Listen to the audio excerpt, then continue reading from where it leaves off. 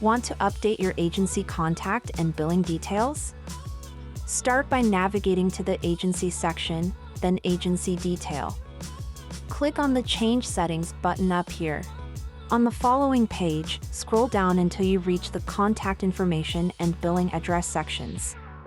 The Contact Information section is included in every email notification generated by the system. Meanwhile, the Billing Address section appears in every ticket itinerary. When you're satisfied with your settings, don't forget to scroll up or down to save the changes.